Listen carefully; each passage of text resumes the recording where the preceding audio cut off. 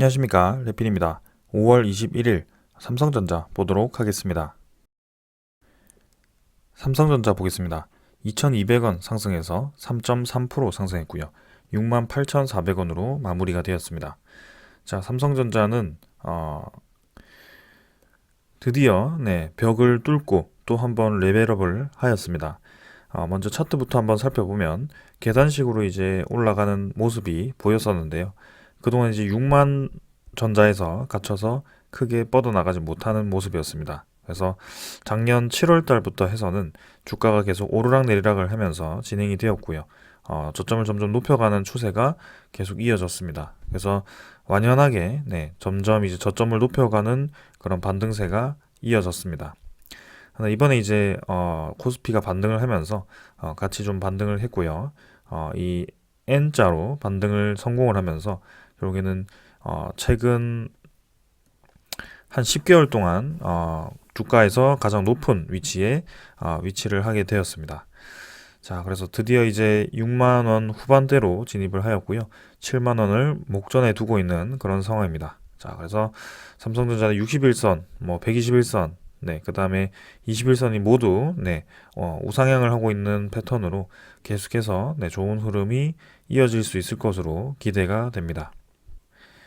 자, 그래서 이번에도 고점을 한번 높였기 때문에 추가적인 상승 이후에 또 이제 비슷한 흐름이 나올 가능성도 있습니다. 그래서 어느 정도 고점을 위치한 뒤에 다시 한번 이제 조정을 좀 주면서 그 다음 저점을 찍고 진행될 가능성도 있고요.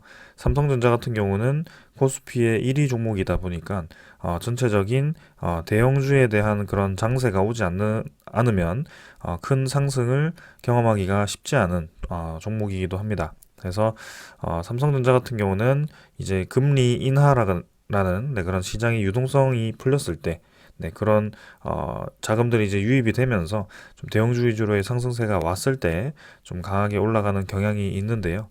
이전에도 코로나가 이제 나오면서 코로나에 대한 금리 인하로 인해서 바짝 이제 올라가는 모습이 보였습니다. 그때도 이제 주가가 이제 2배 정도 상승을 하면서 상당히 강한 흐름을 보였었는데요. 이번에도 이제 저점을 찍고 확실히 이제 바닥 라인을 다지면서 올라가는 모습이 보이고 있습니다만 이전처럼 9만 원을 빠르게 회복하는 그런 움직임은 나오지는 않을 겁니다. 그러나 올해 자체에서는 그래도 한 7만 원 정도 수준을 회복을 하고 그 자리를 좀 만들 갈 것으로 예상이 되고요. 결국에는 적절한 시기에 다시 한번 이런 반도체 사이클과 함께 큰 상승이 나올 것으로 기대가 됩니다. 삼성전자 같은 경우는 매매를 하는 종목이라기보다는 꾸준히 이제 좋은 기회가 왔을 때마다 모아가면서 천천히 이끌어가는 종목이다 보니까 시간이 좀 많이 필요하기도 하고요. 천천히 좀 대응을 해보면 좋을 것 같습니다. 자, 삼성전자를 리뷰를 하고 있지만 사실상 이제 삼성전자와 관련된 그런 반도체 장비 종목들, 반도체 후공정, 전공정 종목들이 다 이렇게 상승을 크게 하였습니다. 그래서 다시 한번 이제 반도체에 대한 수급이 몰린 것으로 생각이 되고요. 이전에 이제 용인에 300조 투자를 한다라는 그런 소식 이후에 다시 한번 좀 강세를 보이면서 진행이 되고 있습니다. 자, 수급을 살펴보면 기관 투자자가 280만 주, 외국인 투자자가 778만 주를 매수하면서 1000만 주 가까이 양매수를 진행을 했고요. 특히 이제 외국인 투자자가 줄곧 매수를 해주고 있습니다. 최근 60일 동안에 외국인 투자자가 8,800만 주를 매수를 하면서 이 삼성전자의 지분 거의 1.48%를 외국인 투자자가 매집을 했다라고 보시면 될 것 같고요. 삼성전자에 대한 시가총액이 지금 400조 수준이기 때문에 1.48% 정도면 금액으로만 따져도 40조에서 50조 정도 되는 규모입니다. 그만큼 이제 외국인 투자자가 삼성전자에 많은 베팅을 하고 있다라고 보시면 될 것 같습니다. 기관 투자자 같은 경우는 투신 좀 매수를 해주고 있고요. 나머지는 크게 우리가 눈여겨볼 만한 수급은 없었습니다. 금융 투자 위주로 좀 매수가 좀 있었지만 평소에도 매도를 반복하고 있기 때문에 넘어가도록 하겠습니다. 지금 확실히 눈에 띄는 것은 외국인 투자자 위주로의 그런 삼성전자 매집이 계속 진행이 되고 있다는 것을 말씀드리겠습니다. 자, 그래서 실제로 삼성전자에 대한 수급을 좀 살펴보았습니다. 68,400원 정도로 진행이 되었는데요. 지금 작년 2022년 7월 1일부터 2023년 5월 21일까지 누적 집계를 살펴보면 외국인 투자자가 1억 4,500만 주를 매집을 하게 됩니다. 자, 그래서 7월 1일부터의 현재까지의 주가를 좀 살펴보면, 자, 7월 1일까지면 7월 1일이면 여기입니다. 네. 주가가 이제 하락을 거의 멈추어 갈 때쯤 5만 6천 원, 5만 8천 원 정도 수준에서부터 지금까지 주가가 이제 오르락 내리락을 하면서 계속 이제 횡보를 하게 됩니다. 네. 그래서 말씀드리면 이 구간 속에서 외국인 투자자에 대한 누적 매수율이 1억 4,500만 주다라고 보시면 될 것 같고요. 네, 아까 8,800만 주가 1.45% 수준이었는데요. 1억 4,500만 주 정도면 한 2% 가까이의 그런 지분 상승이 있었을 것으로 예상이 됩니다. 네, 그래서 삼성전자에 대한 평균 단가가 뭐 6만 원 수준, 네, 6만 원 수준으로 저는 추정이 되고 있고요. 그 6만 원 수준의 외국인 투자자가 그런 많은 물량을 지금 유입을 했다라고 보시면 되겠습니다. 자, 그래서 외국인 투자자가 지금 2%를 늘렸기 때문에 당장 내일, 다음 달, 뭐 7월 달, 뭐 이렇게 10만 전자를 간다라고 생각을 하시기보다는 결국에는 시간이 지남에 따라서 점차적으로 올라가겠구나라고 볼 수 있습니다. 네. 이렇게 이제 차트라든지 수급만 보면 좀 이제 굉장히 이제 외국인 투자자가 많이 매수를 하면서 지금 올라가주고 있는데요.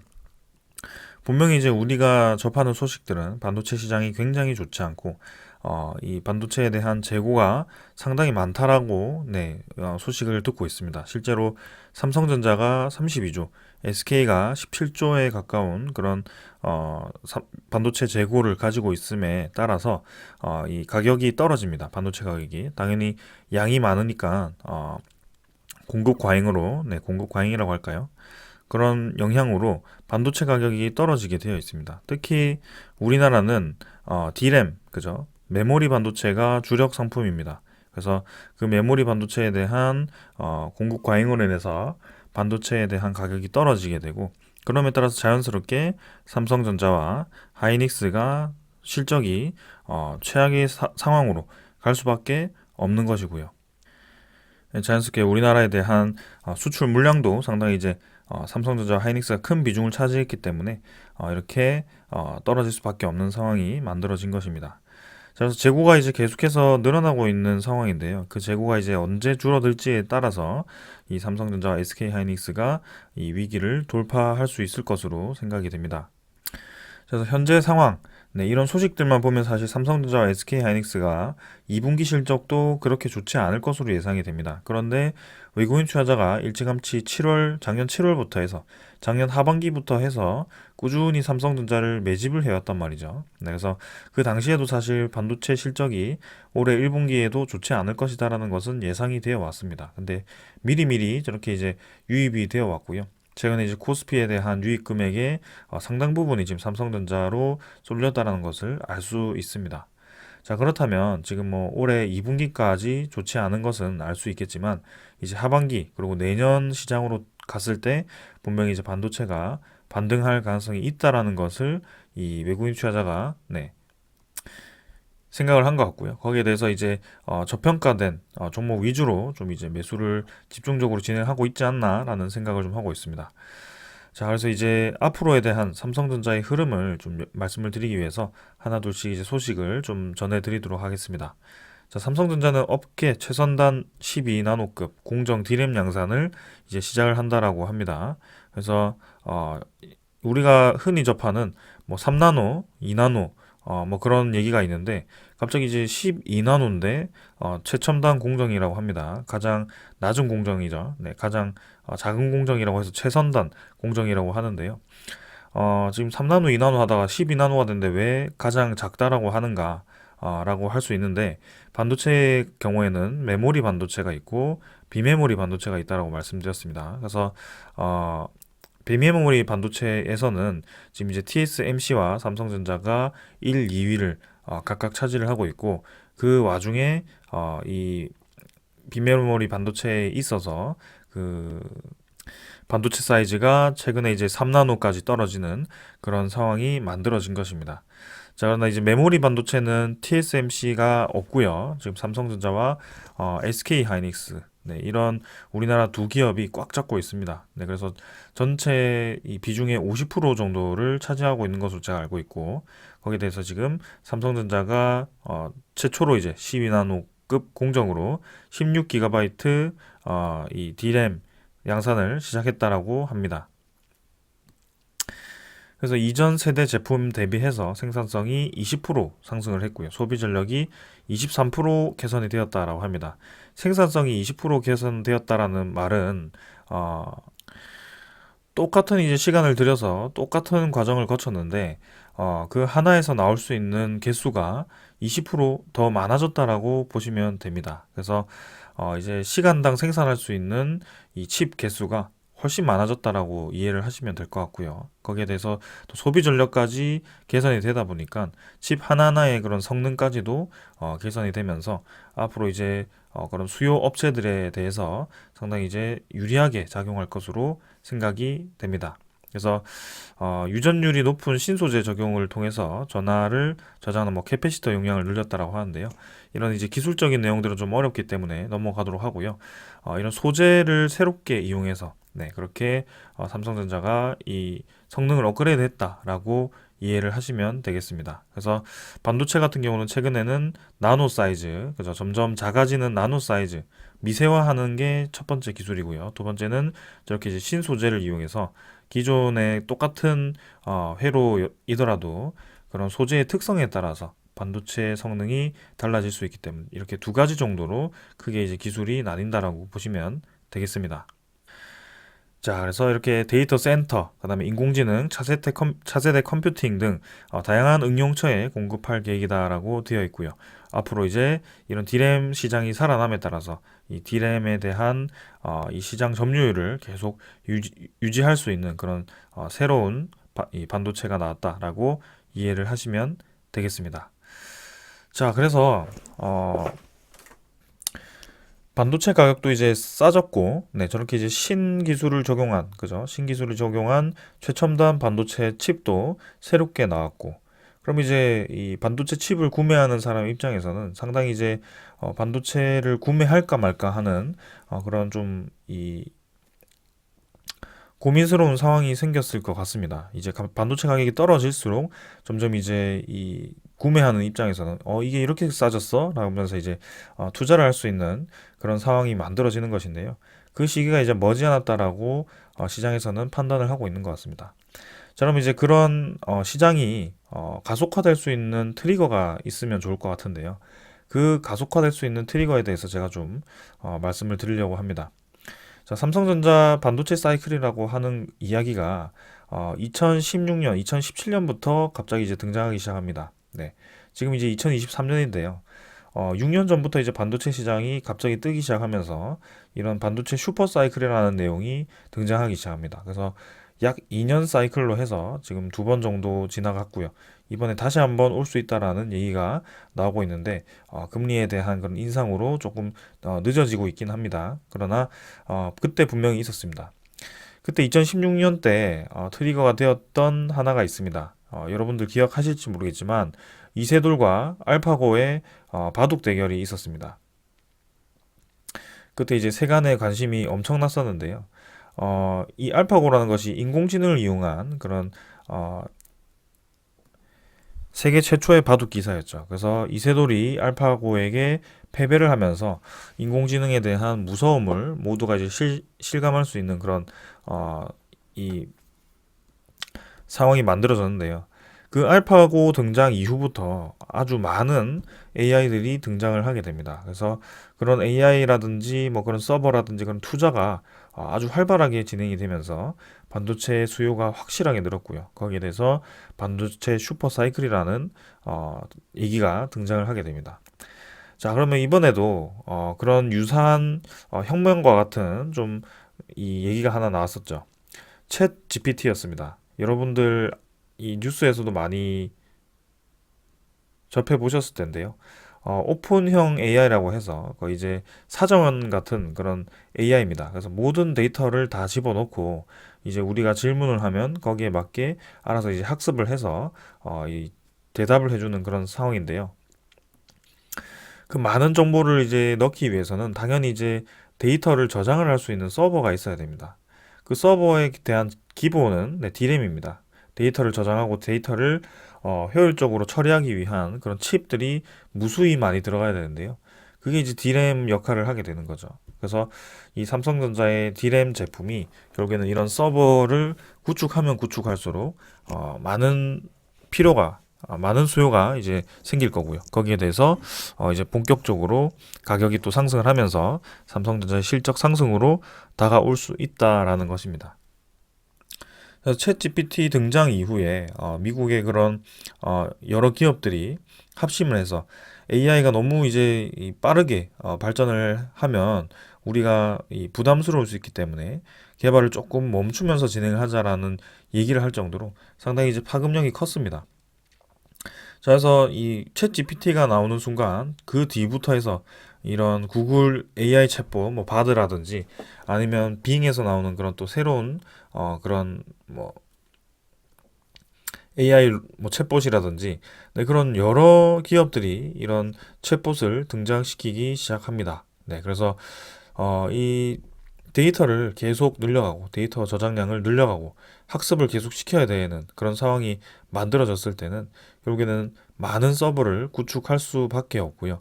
이런 AI에 대한 붐이 일어났을 경우에는 결국에는 이 반도체에 대한 수요가 자연스럽게 증가할 수밖에 없는 상황이 만들어지는 것입니다. 자, 그래서 이 서버 기업들이 투자하기 좋은 시장이 펼쳐져야 되는데요. 일단 시장에 대한 명분은 분명히 주어졌는데 지금 사실 고금리죠. 굉장히 고금리 시장이다 보니까 투자하기에는 또 부담스러운 면이 없잖아 있습니다. 그래서 이 금리가 이제 인상을 멈추고 금리가 이제 서서히 내려가기 시작할 때 본격적인 투자가 진행될 가능성이 크고요. 당장 올해는 그 금리가 쉽게 떨어지지 않을 거기 때문에 내년부터 해서 금리가 떨어지기 시작한다고 했을 때 투자가 실시될 수 있을 것 같습니다.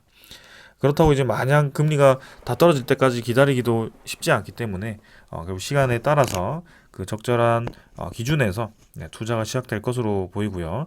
경쟁업체 하나가 투자를 시작했다라고 한다면 너도 나도 이제 투자를 하는 그런 상황이 만들어질 것입니다. 왜냐하면 최근에 이런 AI에 대한 이 기술 개발은 시간이 굉장히 중요합니다.